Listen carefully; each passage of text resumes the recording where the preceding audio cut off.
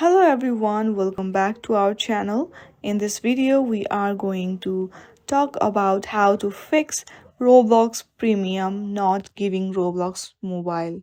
For that, open your Roblox account and then go to the home page of your Roblox. On the left, click on the three lines where you will be said you have a premium account. If you don't have that, then you can wait for 3 days. Sometimes it takes 3 days to load your premium account. The other thing you can do is click on the gear icon and hit logout.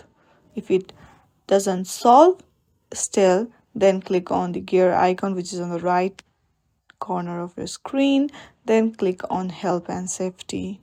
Once you go there, click on help center and select Roblox account.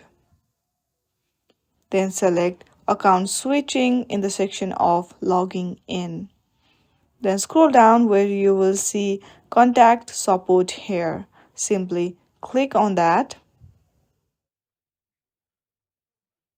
And now add your all credentials and description and hit continue.